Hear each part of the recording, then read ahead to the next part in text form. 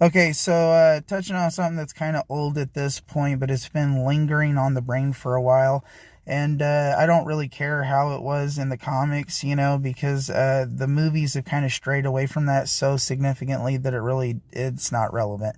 There's also going to be other franchises that I mentioned that have this same problem of just missing opportunities with their lore and their characters, and just kind of like big WTF moments of like, dude, it was right there.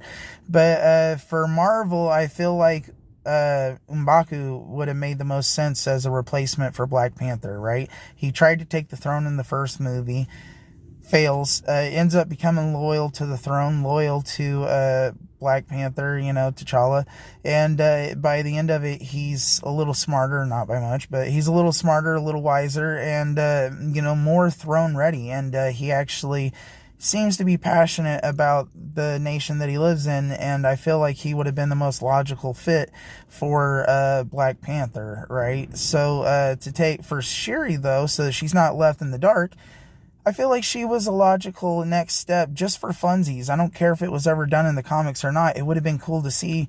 I would have loved to have seen her become the next Iron Man. And, ultimately it should have been that little boy established in the third movie, all grown up, or even going a different route of showing his wife. They did the whole Ironheart armor thing. Like, there were so many different avenues you could have went, but then they just go the whole Riri Williams thing, which is so fucking dumb. She's such a stupid character. Like, she's magic, but she's not, but she's tech, but she somehow just, Tony Stark is the smartest person who ever lived, who did it in a cave, and no one can figure out how he did it. But then some dumbass girl that's still in her fucking teens or some shit, or just barely a, baby adult, just somehow magically just figures out the same shit.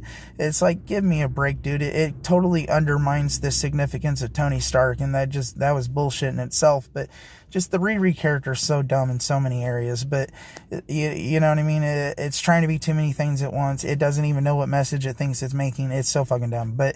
But the point is that Shuri should have been the next Iron Man, right? And think about it. Even her, she's good with tech. She's really smart. She has good charisma, so she hits that kind of level that Tony does.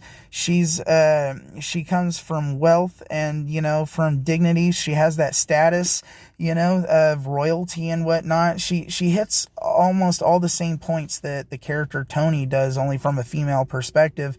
And there's the fact that her fighting style is similar, because in like Infinity War, she was using those like hand fist gauntlet things, the Panther gauntlets, which were super dope and very Iron Man-esque. So, it was right there in plain open sight the whole time. I'm just saying, M'Baku, Black